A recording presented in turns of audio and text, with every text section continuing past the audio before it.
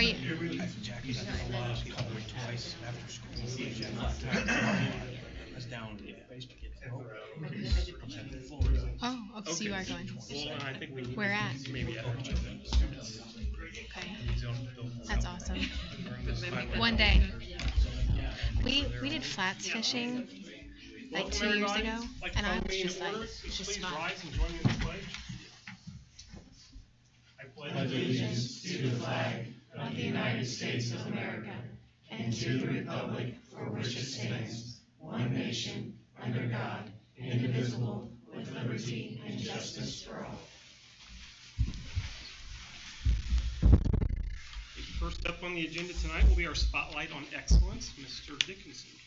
Yeah, Mrs. Roush here, and she's going to talk about students here about a writing contest, and so I'll let her take it over.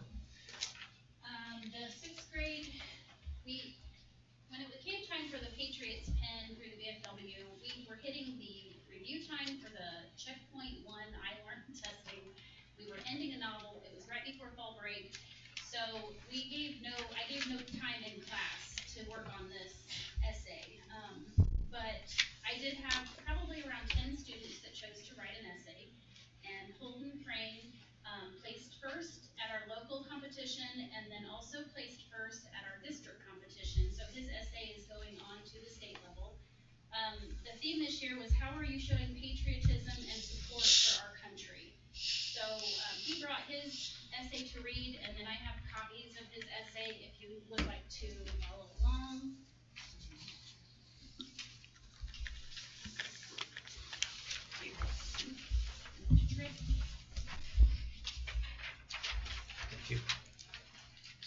Thank you. Thank you. So Holden, do you want to come up and read your essay? IU fan.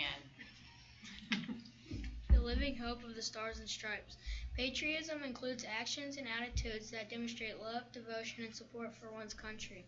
Showing patriotism often involves honoring and respecting national symbols or traditions. The Stars and Stripes, the bald eagle, and the Great Seal of the United States all serve as powerful, unifying representations of America's identity, history, and shared values. For me, the American flag is the greatest symbol of freedom in the world.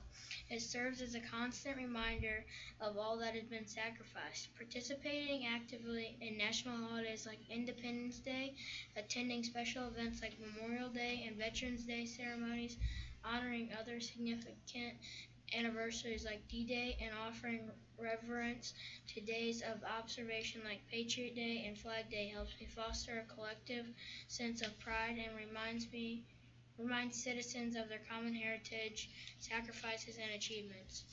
I have always enjoyed celebrating our great nation, whether it is by attending special ceremonies at the courthouse with my family or attending a veteran's burial with military honors. These events always remind me of the deep love that is sacrificed. Volunteering is a strong expression of one's patriotic commitment to their community. I have always enjoyed civic engagement and helping others, a value instilled in me from a young age. Supporting local businesses contributes to a strong economy and a sense of unity. My family owns a small business, and this is something very important to me as well. Additionally, staying informed about national issues, exercising the right to vote, and actively participating in democratic processes are crucial ways to ensure that the government remains accountable and aligns with people's interests. I enjoy keeping up with the national and local news as well as attending political gatherings. Most importantly, I look forward to the day I get to vote for the first time. In conclusion, I believe that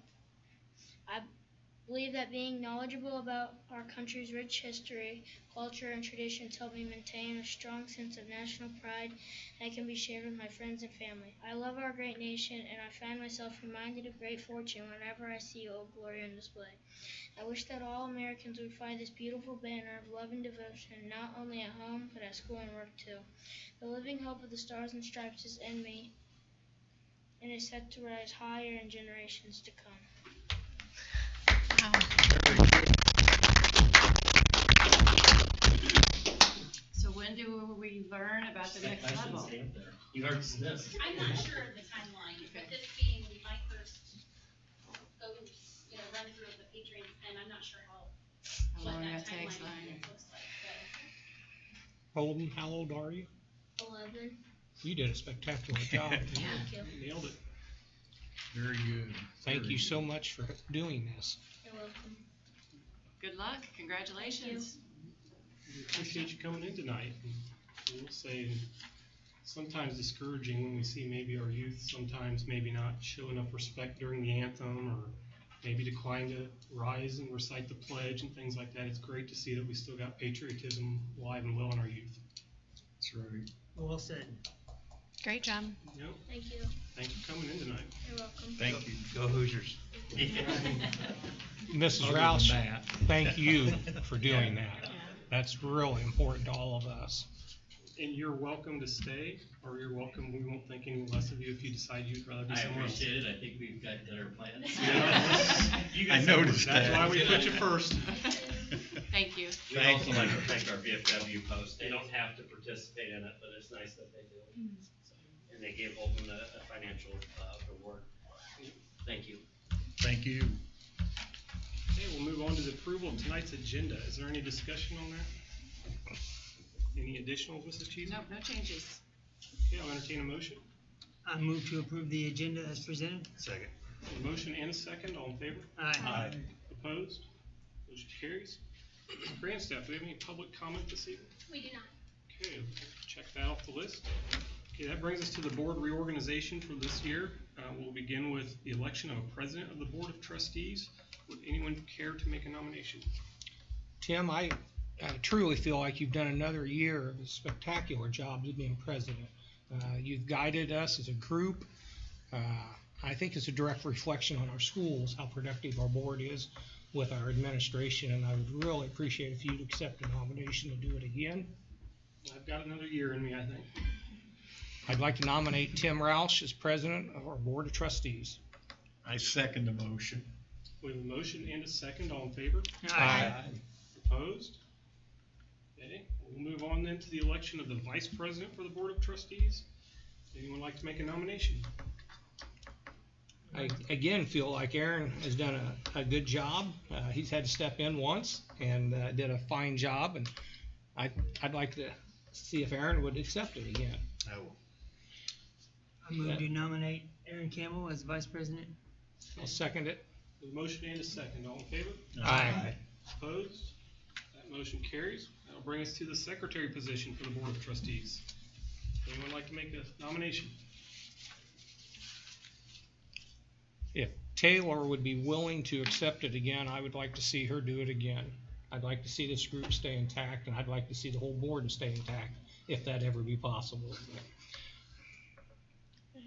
I nominate Taylor White for our Board of Trustees secretary. Second. A motion and a second. All in favor? Aye. Opposed? That motion carries. And that'll bring us to the appointment of our deputy treasurer for the corporation.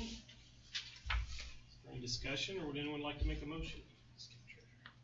Did I? Well, I'm already off to a bad start as president.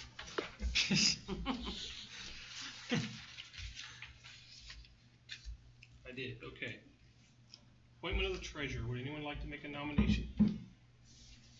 I would nominate Stephanie Grandstaff. I would second it. We have a motion and a second. All in favor? Aye. Opposed? That motion carries. Now we'll take nominations for the deputy treasurer position. Discussion or nominations? I would nominate Katie DeGrew. I would second that also. We have a nomination, a motion, and a second. All in favor? Aye. Opposed? That motion carries. That brings us up to the bond positions and amounts that will require approval tonight. Mrs. Cheesen, would you like to? Yes, I would like to recommend the same bond amounts and positions as last year.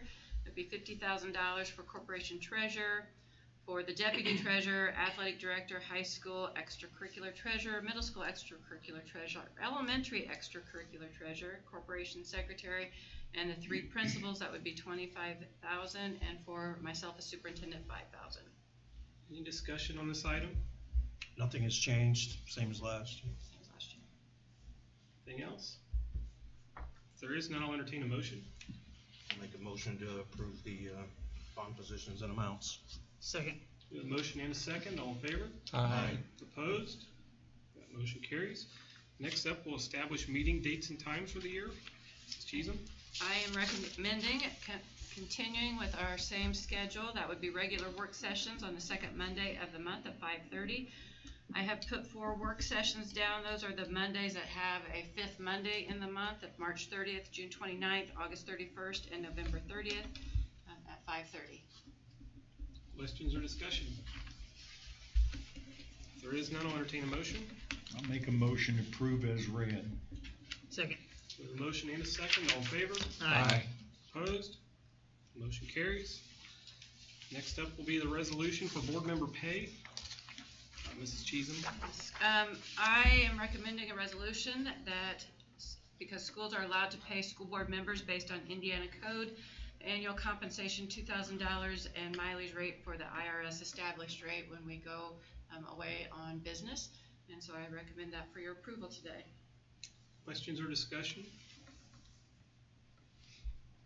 If there is none, I'll entertain a motion. I move to approve the resolution to pay board members as presented. Second. Motion and a second, all in favor? Aye. Aye. Opposed? That motion carries. Next up, we'll hear about the appointment of legal counsel. Mrs. Cheatham? Again, I recommend Lewis Kappas Law Firm for the 2026 calendar year to represent Eastern Pulaski Board of Trustees as needed. Specifically, Monica Conrad for special education issues. Susan Trainer has come out of retirement. She said that was short-lived, and she did help with the contract negotiations this year. So I would put them forward for your approval. Any questions or discussions on the legal counsel? How many years have we been with Kappas now? I think it was the second year, 2021, I believe. 4 or 5. Or-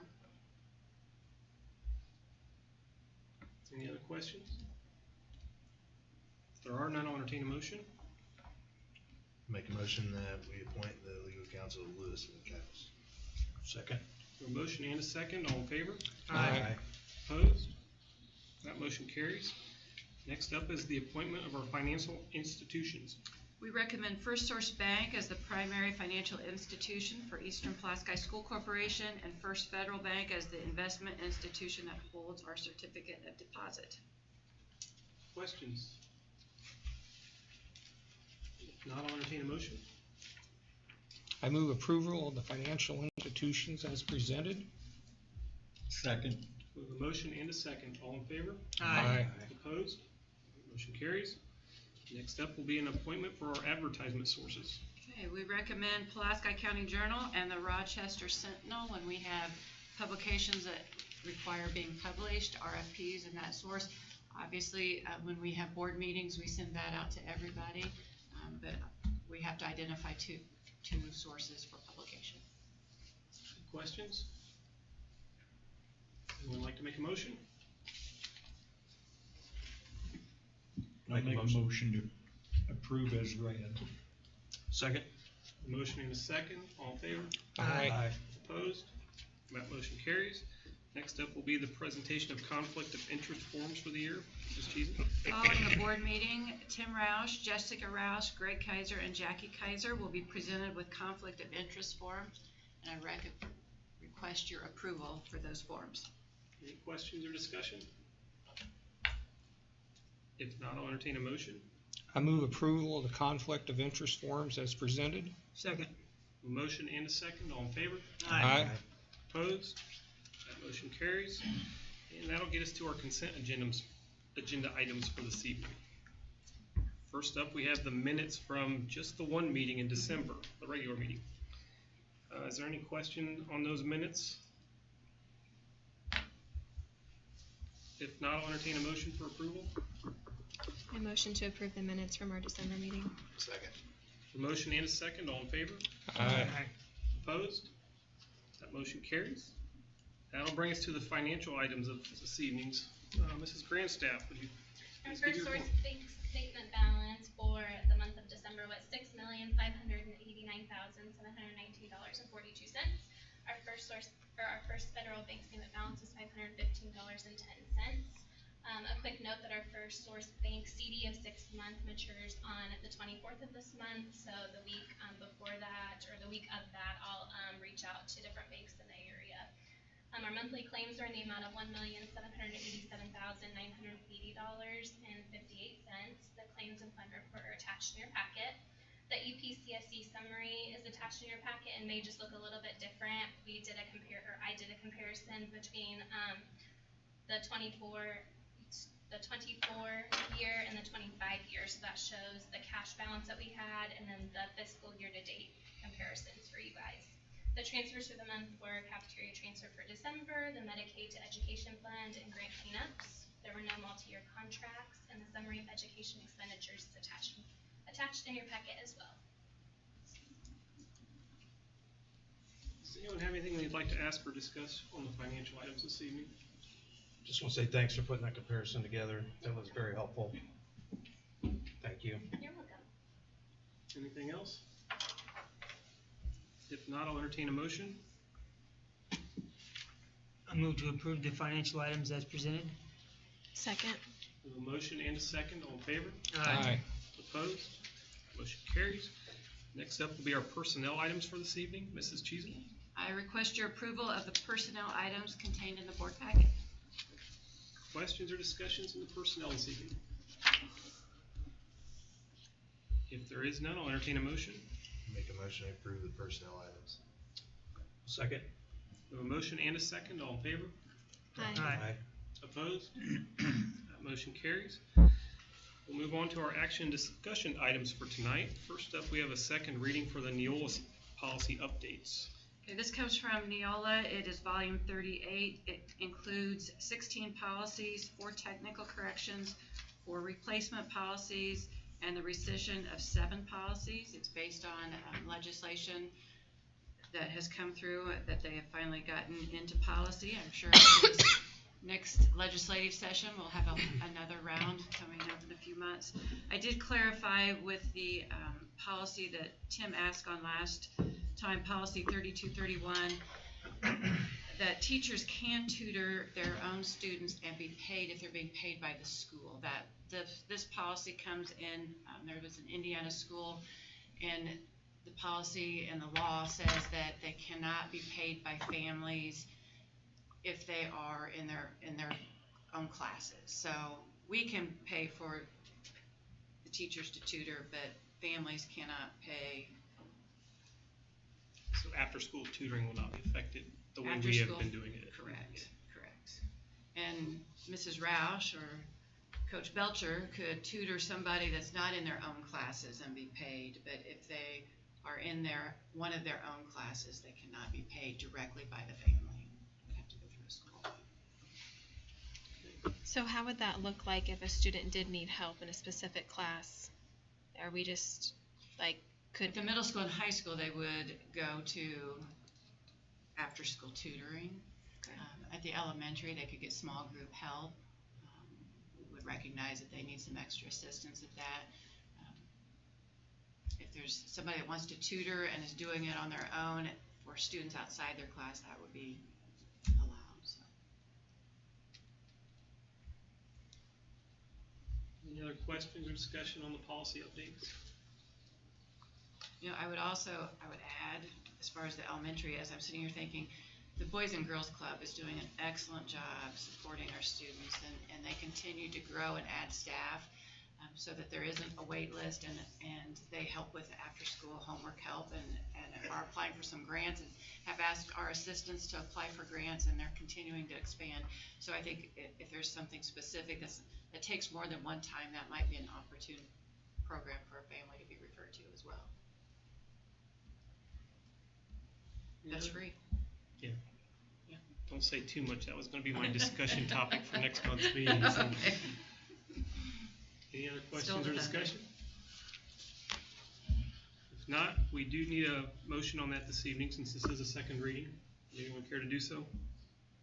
I move approval of the Neola policy updates, second reading as presented. Second. A motion and a second. All in favor? Aye. Opposed? Motion carries. Next Next up, we'll be looking at a resolution authorizing the investment of public funds. This is an annual resolution. This will allow Mrs. Grandstaff to reinvest the CDs once they become mature. She reaches out to inquire on the best rates in the area, and then she goes with the best rate and reinvest that money. And are we strictly looking at CDs, or is there other options that we can look at? We have just been looking at CDs, but we can definitely look at I know as interest rates have dropped in the CD markets, I didn't know if there was other options or anything. Yeah, I can ask this time with the 6-month one just to see if we can get some different options. Anyone else have anything they'd like to ask or discuss? As I read that, it didn't seem like there was any change from what we're currently doing. No change. Anyone like to make a motion for approval of that? I move to approve the resolution 1-2026 as presented. I second it. A motion and a second. All in favor? Aye. Opposed? That motion carries. Next up, we have several donations. Mrs. Cheeson.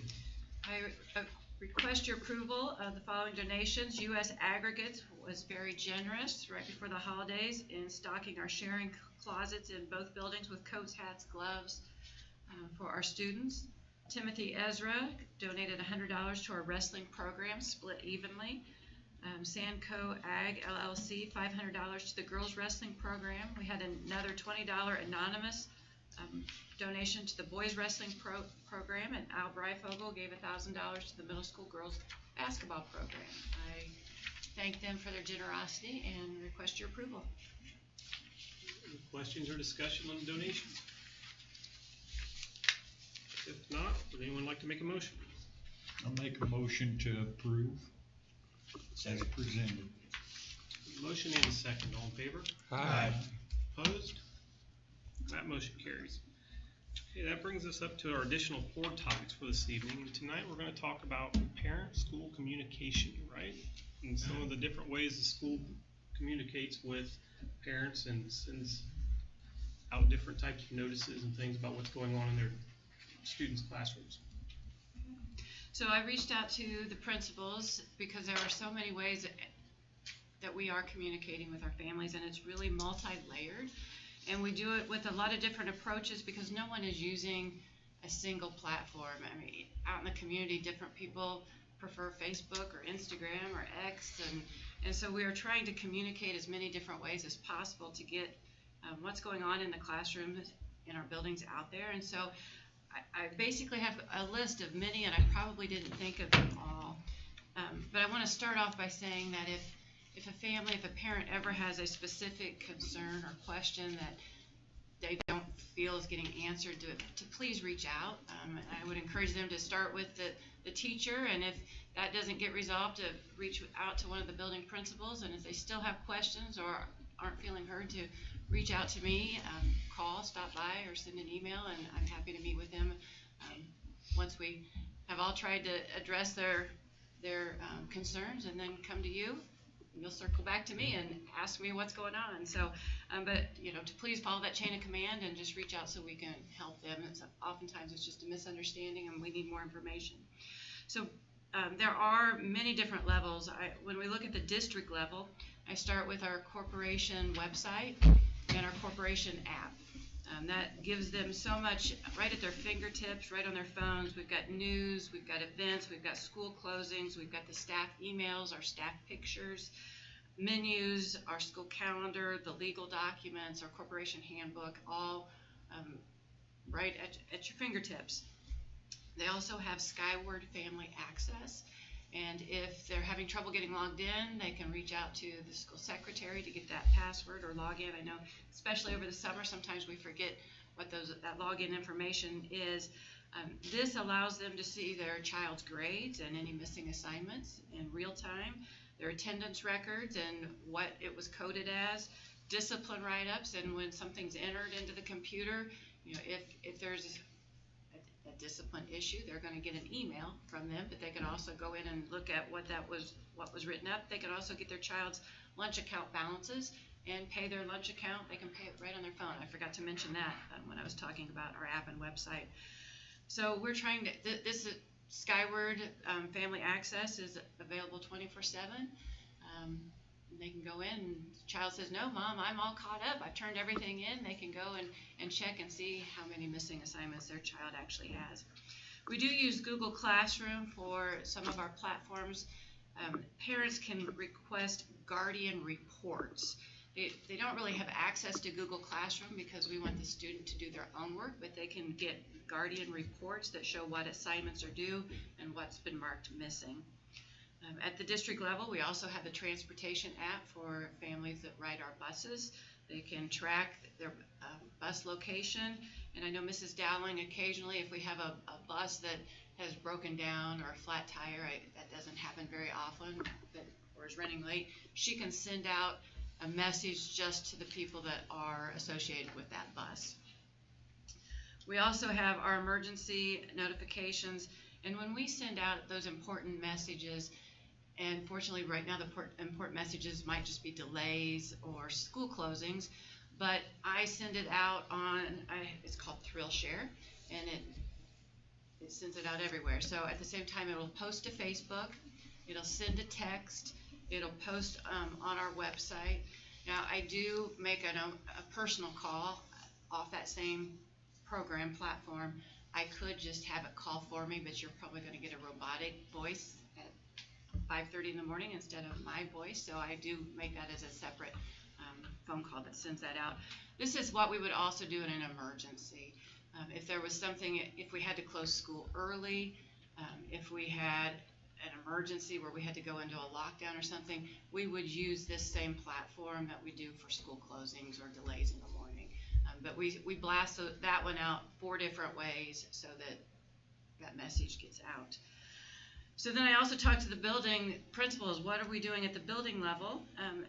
Each principal sends a monthly newsletter. It goes out by email to our families. This email includes important dates and upcoming events for the entire building. We don't include upcoming field trips on this. And we have been told that this is basically a safety protocol, because if we say 5th grade is going to the pumpkin patch next Monday and we have a custody issue or something going on, for safety reasons we don't publicize that. We do notify the parents individually that has emergency contact and guardianship as to, hey, just a reminder, next Monday is the field trip that's going, but we don't put it on our monthly newsletters because we just, some of those get posted on Facebook and we don't want everybody to know where our kids are on a certain date. But the guardians are always notified and reminded in advance.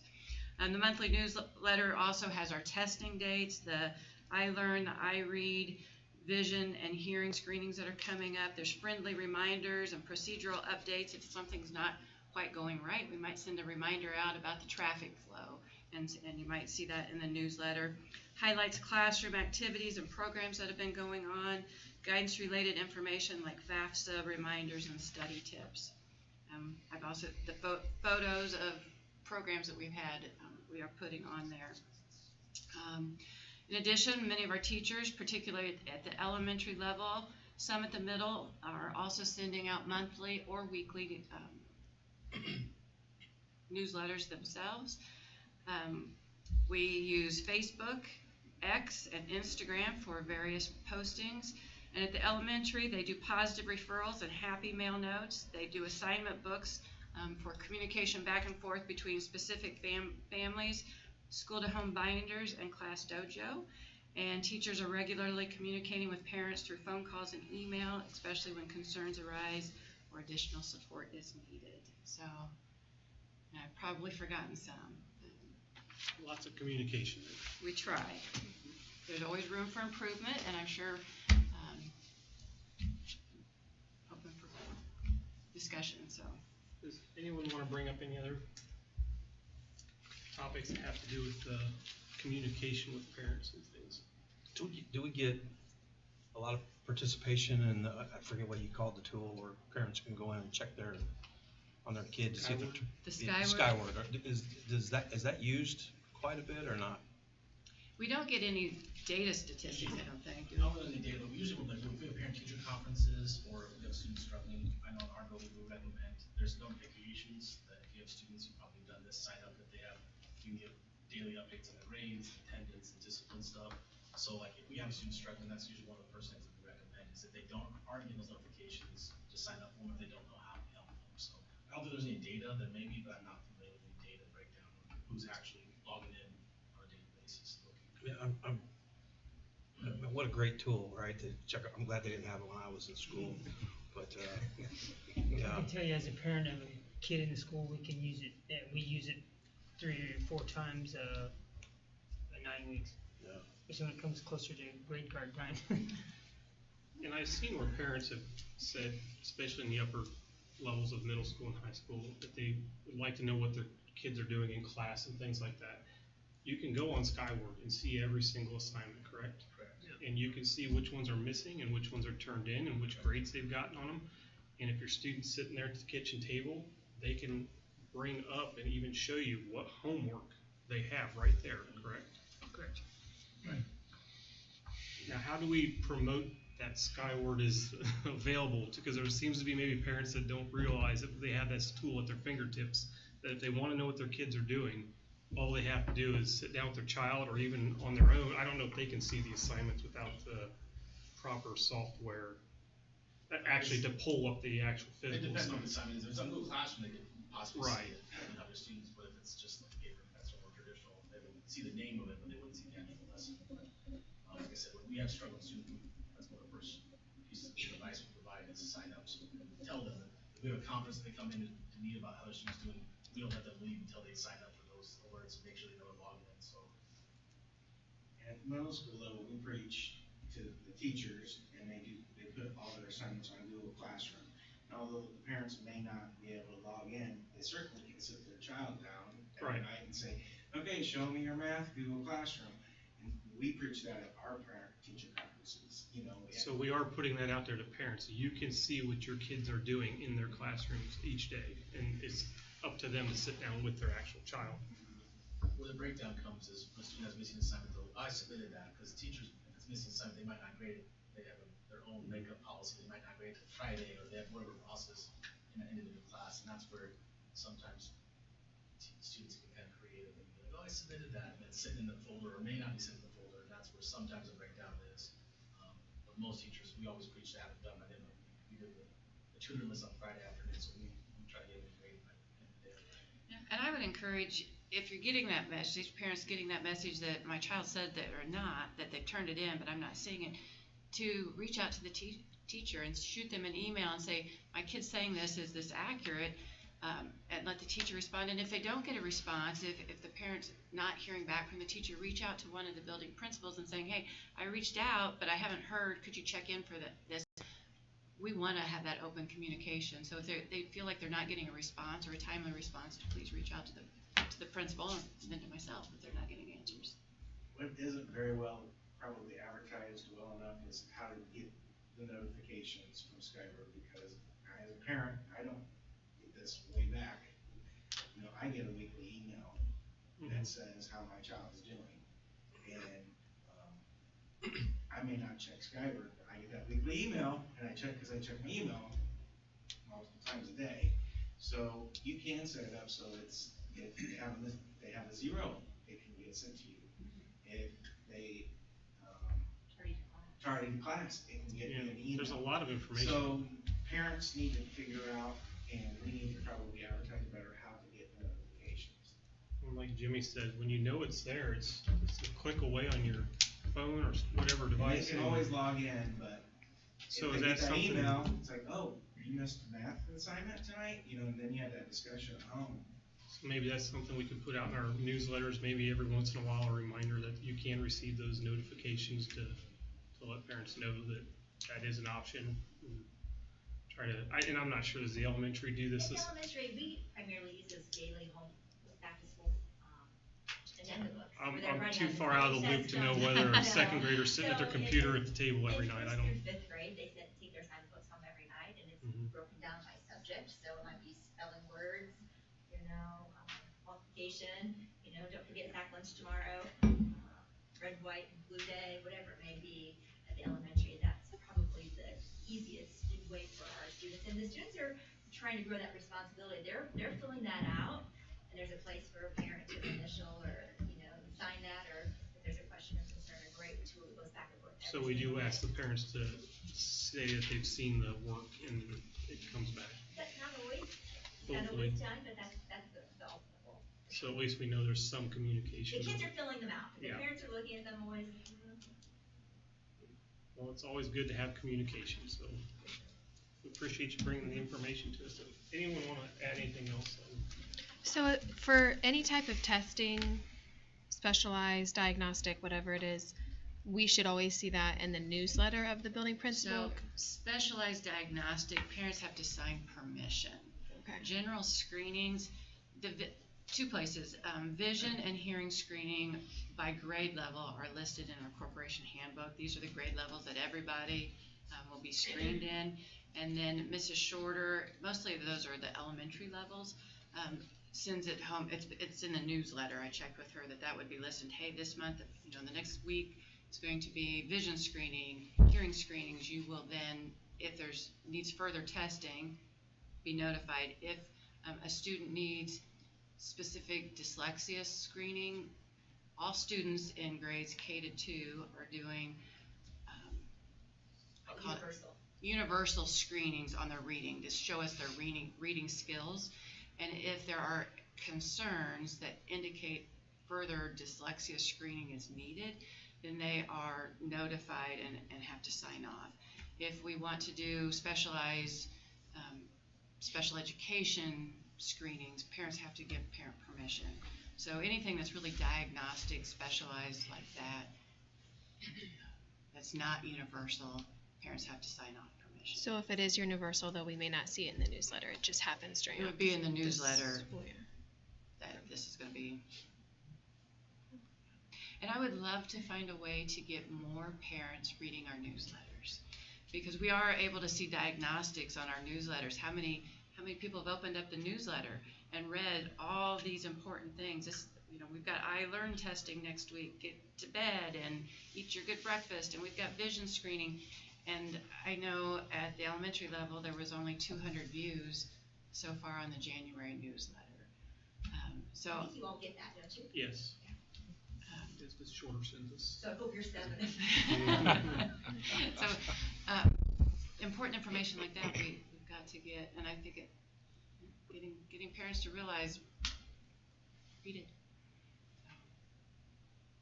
Well, anything we can do to improve communication and put things more out there, I think would be beneficial. In a lot of ways, it sounds like. Anything else? Anybody? I'd say that the final forms is also a great way for our student athletes. Yeah, I mean, it seems to be working well. I've seen that for a couple of years. That seems to be working good.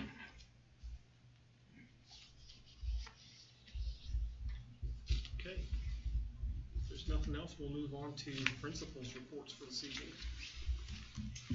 This week is snowcoming week. The student body is showing school spirit with a variety of activities planned this week.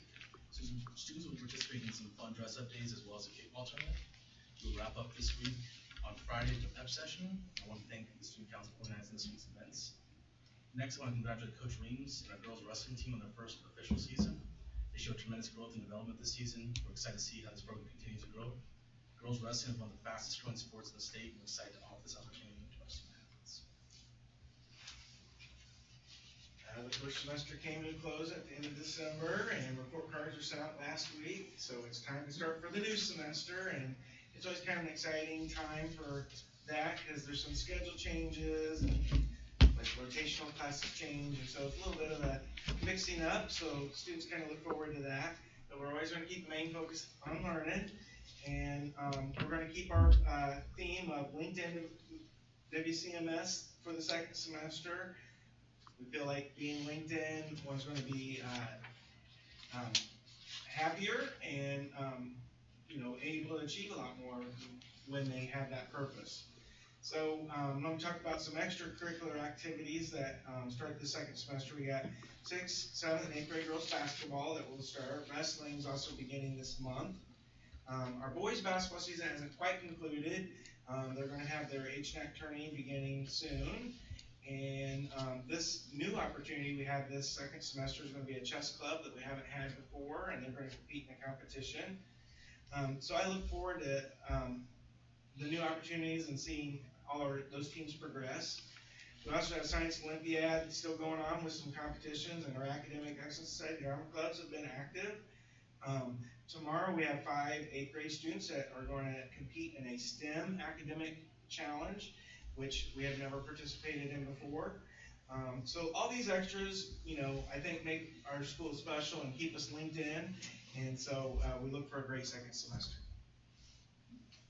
At the elementary, we are also kind of going through our middle of the year data dive for our teachers, instructional coach, and we're just really looking at the progress of our students, identifying where they're at, where their strengths are, where their hurdles still may lie, and I just really appreciate the investment of time. We set some time aside where Coach Schultz meets with the teachers. We follow what we call the walk-to model, so we're really trying to hone in our intervention time to make sure that every single student is getting exactly what they need to reach this end of the year target. So I just really appreciate their investment in time and utilizing those data pieces to drive their instruction. Just wanted to thank all of our coaches who provide so many opportunities for our elementary kiddos. We have elementary cheer night, that's probably one of the biggest ones, but I see Coach Belter back here, Coach Stasiak. We, throughout the course of the year, offer so many clinics to really connect our students with opportunities for middle school, high school down the road, and I just really appreciate the commitment of our coaches and to make those opportunities possible for all of our students. On February 6th, our grade 4 kiddos are going to be going to the Lafayette Symphony. It's a learning adventure that we've done for many years. In addition, we've made some connections. We're going to continue to be able to tour Elliott Hall of Music, which I think is a great place for our students to kind of get to see what a big performance hall looks like. And going right from Purdue to January 19th, against my better judgment, we are going to have a Crimson and Cream Day. A few years ago when Purdue was in the national championship game, I may have overstepped my bounds as a Boilermaker, and we had Black and Gold Day in a pep session. And I've had some of my IU Hoosier graduates come to me and say, Collins, what are you going to do for us? So I have been told that I'm going to have red and white bibs on my desk on Friday to wear on Monday, and lots and lots of gear to show my true sportsmanship and the support of our great colleges in the state of Indiana. So, wish me well. Thank you. Anyone have anything else for the principals? Okay, Mrs. Cheesen, would you like to give your report? I have a short report. I just wanted to give you kind of an update on the facilities over break. We did have a water main break in front of the elementary. If you've seen that muddy mess over there, we have been able to get it repaired, but that is what happened there. Fortunately, it did happen over vacation, and we didn't miss any school because of it, and it was outside instead of inside, so that was even better, but it is kind of a muddy mess right now. The new lighting's been installed in the middle school and high school gyms. We're still waiting on the motion sensors, but that is in the works. Fire doors were installed here in this building. They did pass inspection. There's a couple that we weren't exactly happy with. They had some crackage, so they are on reorder, and we're holding that check until that has been done to our satisfaction. The auditorium lighting was underway. I didn't get a check in this. Do you know anything about where they? I know they started it last week, so. I'm not sure if they're completed or not. Okay. It is done. Trent said that it was. Trent was done. Okay. The end of last week. Good. So that went smoothly then. Transportation routes were adjusted over break.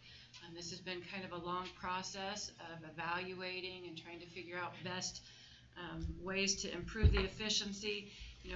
When I was observing the morning routes last year, there were a couple buses that were following each other. At one point, we were both in the same turnaround, following each other back, and Mr. Tiarina has really been working, and Mrs. Dowling, on trying to get those more efficient so that we're covering more area and not following each other. So we did have that double route in the mornings in the Denham area. That's been eliminated, so we have two separate routes in that area. That's improving those times. We have another driver that completed their testing on Friday, and so at this point that person will be a sub-driver as we continue to evaluate the new changes. Mr. Tiarina said he's had something new happen. He had 2 first days of school this year with bus routes because the changes were a lot. Things have gone much more smoothly, and the bus chatter has quieted down, and I think that will get more efficient as the drivers get used to their new stops. So we're continuing to evaluate the efficiency and the stops on all that. So Are all buses on the road when we run in the mornings? We Yes. don't have any buses just sitting. we have spare buses, but right now we have replaced the drivers that have retired. So we are still evaluating now to see how the changes play out. So for example, we had one driver that was living out at Bruce Lake, but not picking up at Bruce Lake. They were picking up south. And we had one driver in town that was going out to start their route at Bruce Lake and picking up. And so the Bruce Lake person is now picking up that area and working their way in. The person that was living here is doing more of a centralized route. So we are trying to. Do we think we're still falling under the hour or less goal? Not yet. Not yet. So we're still, in fact, I had a conversation with Johnny and Carol about that today and seeing how we can continue to possibly tweak that. So A work in progress. But that's the overall goal, correct? Is to try and get it in to an hour. Yes. And we do have a bus sitting and possibly a spare driver if we have to add a route. Yes. If that were necessary, but we're hoping to maybe get things smoothed out without that. And you know, the other thing is we do have drivers, and then if somebody's sick or has a day off and then we don't have a driver, that was one of the issues that we got into the beginning of the year. Was when we had somebody off, we didn't have any subs and we were having to double routes, and that was causing some other issues. So if we can, you know, keep some sub drivers as well. It is a challenge. It is a challenge, but I think we're moving in the right direction. Mr. Tiarina is still continuing to reach out to people and get people trained. They're practicing in the back lot, and then he's getting them passed, and so we're adding drivers, and we're getting where we need to be. Okay. Anybody have anything else for Mrs. Cheese? We'll begin board comment. Mr. Roush, would you like to start? I have no comment tonight. Okay. Last chance. Mr. Terry? No comment. Mr. Campbell? No comment. Mr. Kaiser? No comment this evening? Mr. Cunningham? I want to thank the officers for serving again. I know there's an extra time commitment and not a lot of compensation, but there is some reward, and our appreciation is part of it. But thank you guys for serving. Second that. Your kind words are a lot of compensation, Joe. I appreciate it. I'd like to thank for the donations. It's always appreciated how our community always steps up. That's all I have. Mrs. White? Okay. Okay, I have nothing to add, so that'll bring us to the need for a motion for adjournment. Anyone like to do that? I'll make a motion to adjourn. Second. A motion and a second, all in favor? Aye. Opposed? This meeting is adjourned, and I will give everyone 60 seconds to leave the room that does not want to be here for the Board of Finance meeting. But you're welcome to stay. Yes.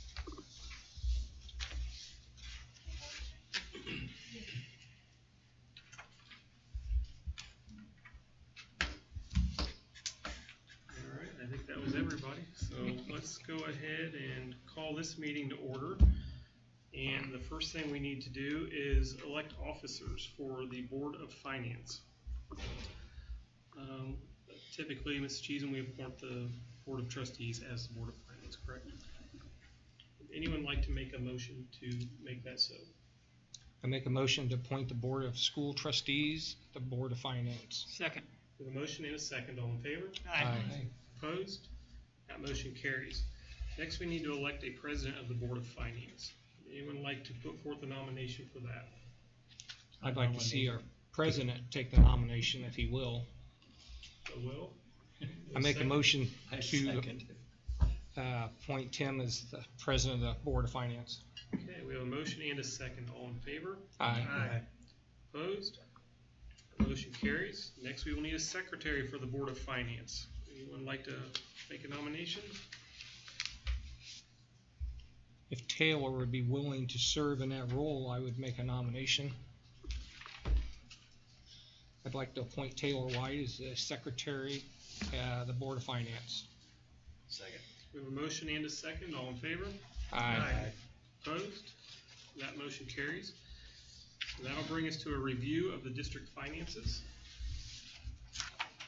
The first report in your packet is this investments report. On the first page, this just talks about our specific investment policy with the school. On page 2 of this packet, it discusses the investment report of all the interest that was accrued in 2025.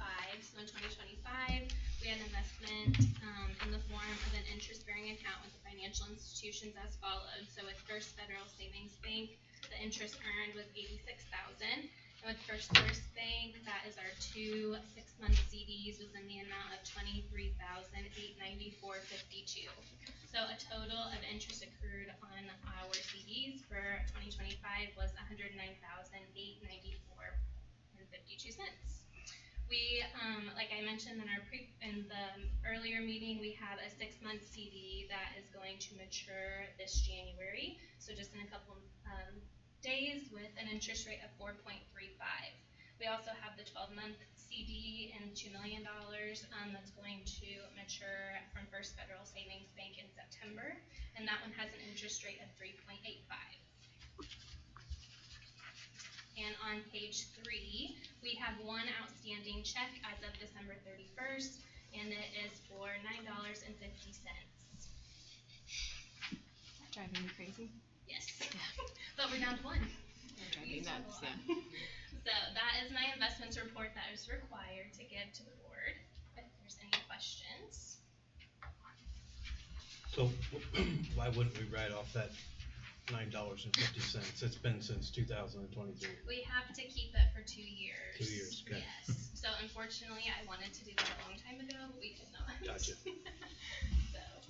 Fair enough. A couple more months, it looks like. Yes, exactly. Okay, so the next one in your packet is the fiscal indicator report, and that is also a requirement that I need to give you guys each year. So the first page is just background information on the school. So our school corporation number is 6620, which you'll see on lots of different reports.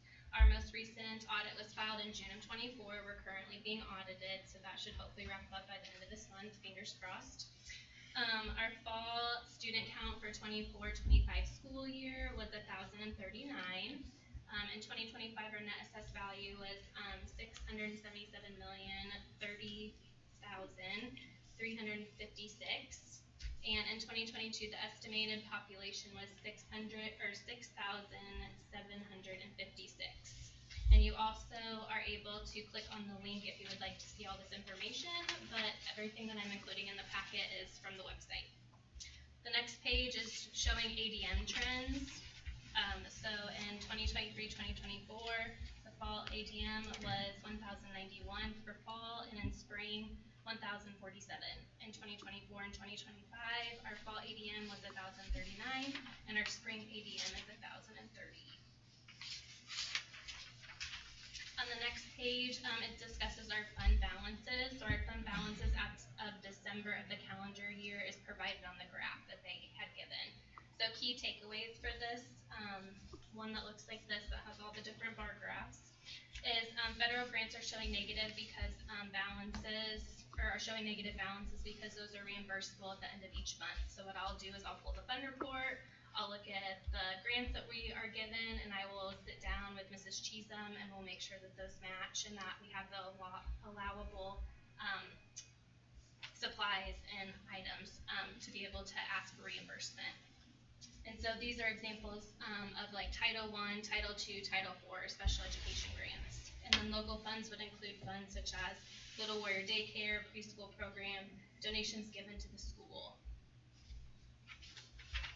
I would remind you not to look at the years prior to 2020. Yes. You're going to see some really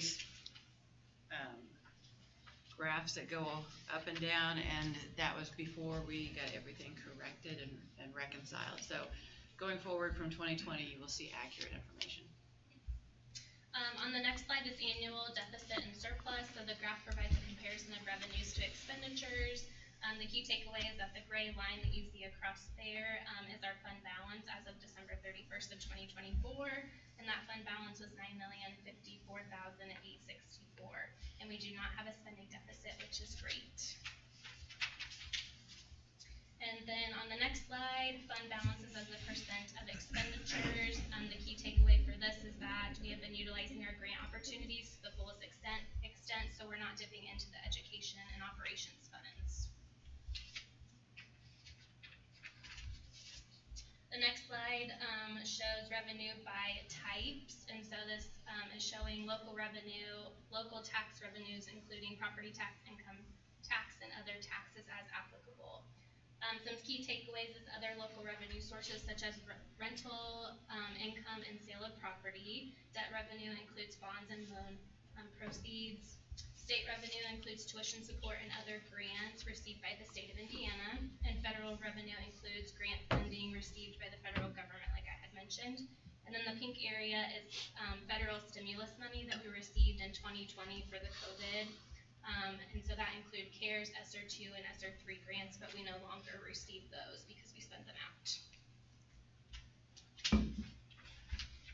And then the next page is an operating referendum, and we do not have an operating referendum. And then the final page is just more information if you would like to see how they collected this. And that is my fiscal indicator report. If there's any questions. No one has any questions? Scott? What was the 2024? I know we didn't have a deficit, but it looks pretty close on the bar graph. Hear you. What'd you ask? What was the 2024? We didn't have a deficit, but they look pretty close on the graph. It's kind of hard to read it. We had a surplus, but do you know the exact numbers? No. That's okay. I do not know. It's fine. I know that we couldn't did read the graph. we spent more money last year because we did all the softball and baseball stuff. So we were using our cash for that. So that might have made it a little bit more even. Okay, and the last thing that I included in your packet is the cash balance comparison. And so I did that from 25 and 24. And so I did the 4 big funds that we always talk about: education, debt service, operations, and rainy day. And on this spreadsheet, we did the target cash balance, which you guys had discussed at a previous meeting, that you would like the target cash balance for the education operations to be at 30%, and you would like rainy day to be at $2 million. So right now, if we're looking at the percentage, our actual cash balance for the education fund, we're sitting at 34.27%. And at the operations, we're sitting at 38.46%. And then our rainy day we have not touched, so it is over $2 million still. Those are on my report. Any questions or discussions on the financials? It's a good feeling. It makes it easy when we reply back to the auditor of their questions on the confidence that we have in our team. So thank you for that, both of you. There's something that we do need to continue to keep a look at is our education fund. With the enrollment, our declining ADM, we are going to be getting less money. We had a 2-year contract. We have renegotiated and given raises.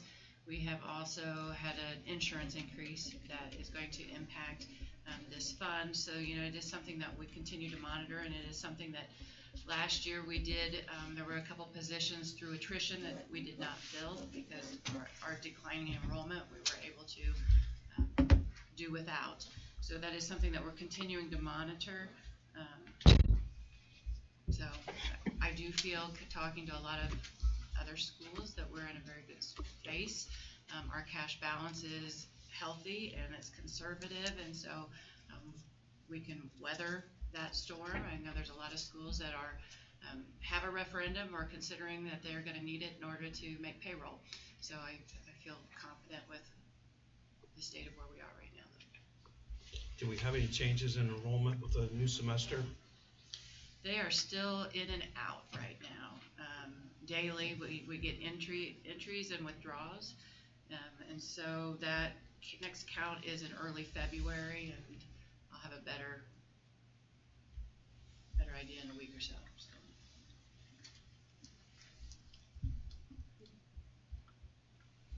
Anything else anyone would like to talk about on the financial side of things?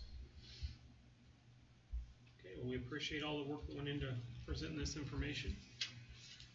That'll do it for this part of the meeting, so we will now need an adjournment motion. Take a motion to adjourn. Second. A motion and a second. All in favor? Aye. Opposed? Motion carries.